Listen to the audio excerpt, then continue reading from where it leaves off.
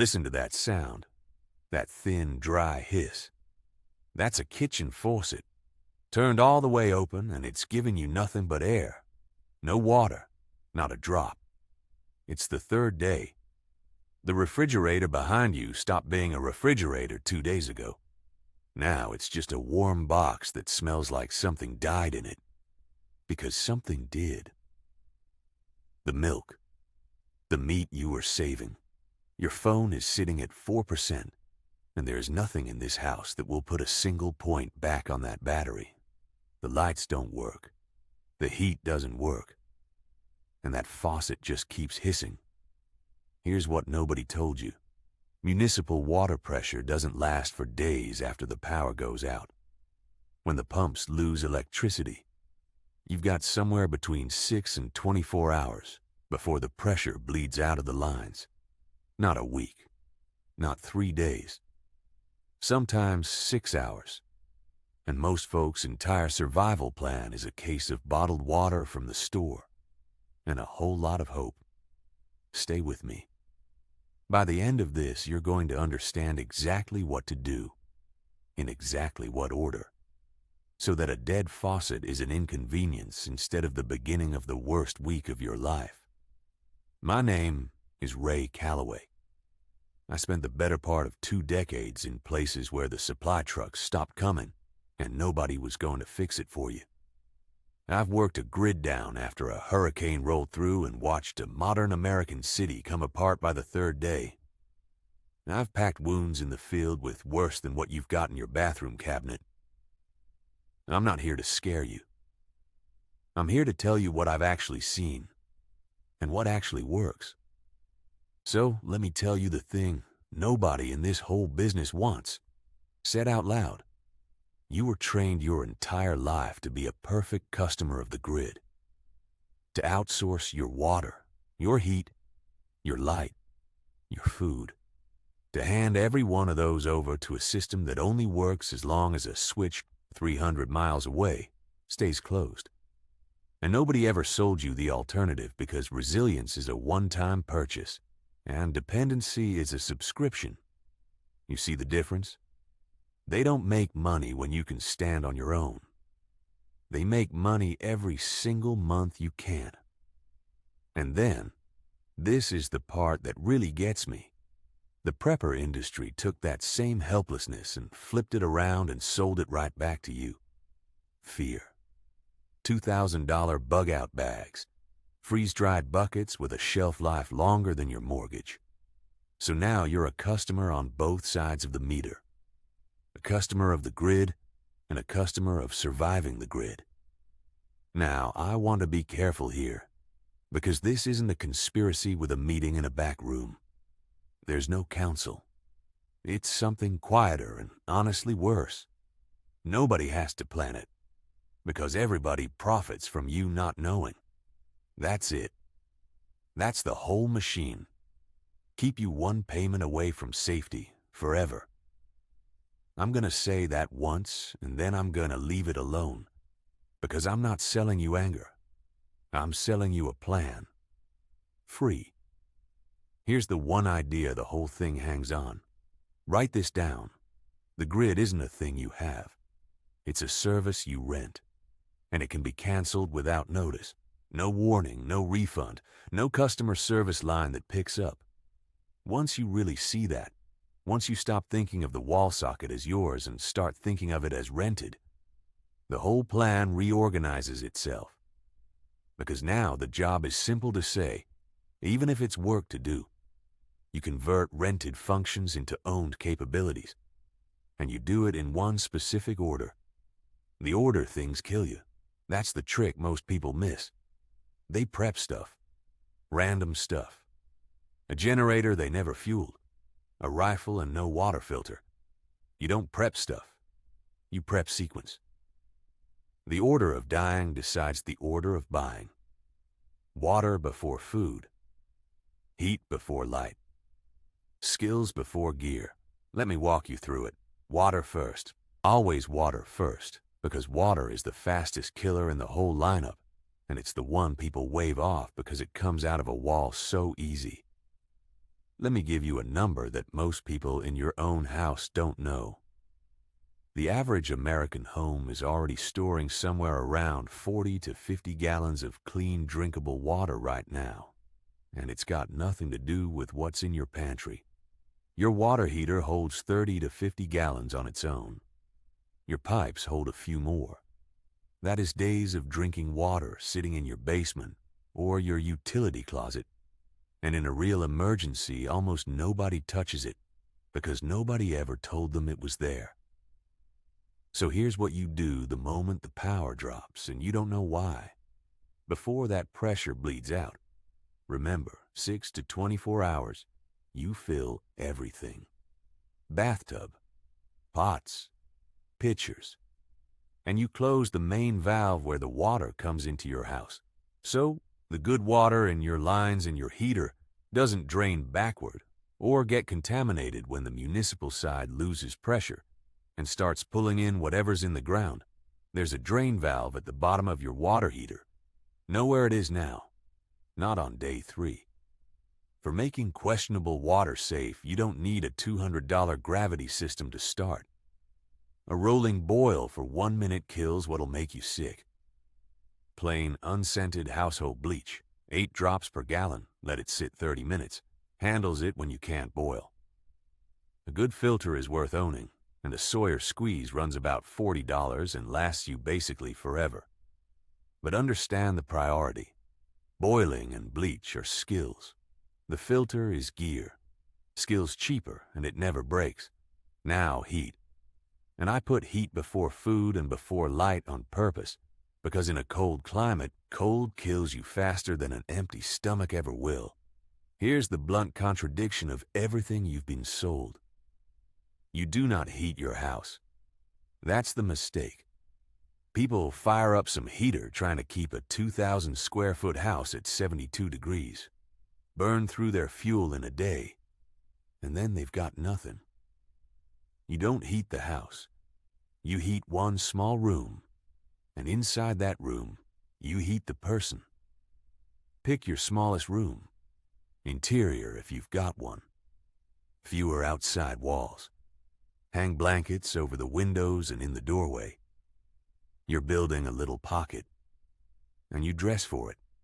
Layers a hat, because you lose real heat off your head, and you get up off the cold floor, because the floor will steal your warmth all night long. A single person under good blankets in a small closed room generates a surprising amount of heat just by breathing and being alive. Now, and pay attention because this next part is where people hurt themselves. If you burn anything indoors for heat, you must have ventilation and you must have a battery carbon monoxide detector. Carbon monoxide has no smell. It doesn't warn you. People survive the storm and die in their sleep from a charcoal grill they dragged inside. And every year it happens. Every single year. Never burn charcoal indoors. Never run a generator in the house or the attached garage. A proper indoor-rated propane heater like a Mr. Buddy with a cracked window is your safe bet. About $80 runs on the same 1-pound propane bottles as your camp stove. One less thing to stock. You've got water handled and you've got warmth. Now the thing that surprises everybody, food, and how little you actually need to worry about it up front. Let me anchor this in something real. During the siege of Leningrad, and I'm not being dramatic, people survived on rations that would horrify you. A couple hundred calories a day for months. Now I'm not telling you to plan for that. I'm telling you your body is built to run on its reserves far longer than your panic says it can. A healthy adult can go 3 weeks without food. 3 weeks. You will not starve in the first week of a blackout. You just won't. But you might make a very bad decision because your blood sugar dropped and your head got foggy. So food in the early days isn't about survival. It's about keeping your judgment sharp and your morale up. And here's where they really got you. The freeze-dried bucket industry sold you the most expensive calories in the store. You want to know what actually feeds a family through a bad stretch. Rice, dried beans, oats, peanut butter, canned meat and canned vegetables you already like to eat. A month of real food for one person costs you well under $100 if you shop the regular grocery store and skip the fear aisle. There's the thing they don't sell you, the boring stuff that's already for sale everywhere. Eat the fridge first, the freezer next, then the pantry, then your long-term stores, in that order. And a chest freezer, if you keep it shut, holds cold for 2-3 days. Don't open it to stare at it. Every time you open it, you're spending time you can't get back. Which brings me to light and to the medical side together. Because when the light goes, two things happen. You can't see to take care of a wound, and the dark does something to a person's mind that nobody warns you about. Here's a small memory that stuck with me. After that hurricane, the thing that broke people wasn't the heat or the thirst. It was the third night. Total dark. No hum of anything. No glow on the horizon. The silence of a dead city is a physical weight. And the folks who did best weren't the ones with the biggest lights. They were the ones with the smallest, steadiest ones. A single headlamp, hands-free, pointed where they needed it. So skip the big lantern that eats batteries. A headlamp. $20, and it lasts because you only light what you're looking at. Keep a few.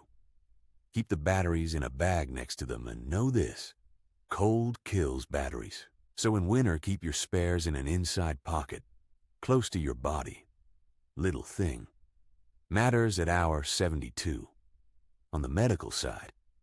And this is where I'll be straight with you about limits, because I've seen what happens when someone believes a video made them a doctor. You are not going to perform surgery. Stop buying the fantasy trauma kit for the injury you'll never treat. What actually hurts people in a grid down is boring. Cuts that get infected, diarrhea that dehydrates you. That Leningrad-proof body of yours drops fast when you can't hold water. A tooth. A burn from that heater you weren't careful with. So your real medical kit is unglamorous. Way more gauze than you think you need. You can always cut a wound smaller. You can't grow more gauze. Good tape. Antibiotic ointment.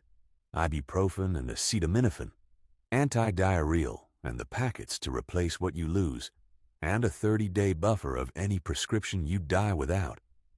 Talk to your pharmacist about that now, in daylight, when nothing's wrong. That's the plan that actually saves the life. Not the tourniquet you don't know how to use. Now let me give you the honest part, because I owe it to you. None of this makes you invincible. A long enough emergency beats any amount of stored gallons and canned beans. The goal was never to outlast the apocalypse alone in a bunker. That's the fantasy they sold. And it's a lie that gets people killed, because it teaches them to hide from the one thing that actually saves you, which is other people. Neighbors. A block that knows each other's names. In every real disaster I've worked, the people who came through were the ones who weren't alone. Community is the survival gear nobody can sell you, and that's exactly why nobody advertises it. And here's the safety note. Plain as I can make it, because I'd rather you're annoyed at me than hurt. Do not run a generator indoors or in an attached garage, ever. Do not burn charcoal inside. Get a battery carbon monoxide detector, $10, and it will outsave every fancy gadget you own. And don't drink water you're not sure of just because you're thirsty. Boil it, bleach it, filter it. The tough guy who skips that step is the guy who's down for a week with something that'll dehydrate him faster than the thirst ever would. Let me give you one old-timer trick before we close. Something my grandfather did that beats a lot of modern gear. A clay pot, a slightly larger clay pot, wet sand packed between them, sitting in the shade. It's called a pot-in-pot cooler, a Zier pot. As the water evaporates through the outer clay, it pulls heat out of the inner pot, and it'll keep vegetables and eggs cool for days with no power at all. People kept food from spoiling that way for a very long time before there was a switch on the wall to rent. Costs you almost nothing. Works forever. Step back with me for a second and look at the whole thing. Everything I just walked you through. The water in your heater. Boiling instead of buying. One warm room. Boring rice and beans. A headlamp. Gauze. Knowing your neighbor. None of it made anybody rich. That's why you never heard it. It's all one-time knowledge instead of a monthly bill. You learn it once, and you own it. And the day the faucet hisses air, you're not a customer anymore. You're just a person who knows what to do next. So here's what I want from you this week, not next month. This week. Go find the drain valve on your water heater and lay your eyes on it. Fill a few jugs and set them where you'll remember. Order the $10 carbon monoxide detector tonight. Pick the one small room you'd heat and picture how you'd close it off. And buy 1 bag of rice and 1 bag of beans on your next grocery run. That's it. 5 things. You'll have moved further than 90% of people for less than the cost of one of those fear buckets. Now I want to hear from you. Tell me down in the comments, do you know where your water heater's drain valve is right now, without getting up to check? Be honest. That one answer tells me everything about how ready you really are. And next time, I'm going to open on something that scares people more than a dead faucet. A car that won't start on a cold road at night, with the phone showing no signal and the temperature dropping. Because getting home is its own kind of grid down, and almost nobody plans for the mile between the parking lot and the door. Until then, keep your head, keep your people close, and keep your feet dry. I'll see you down the road.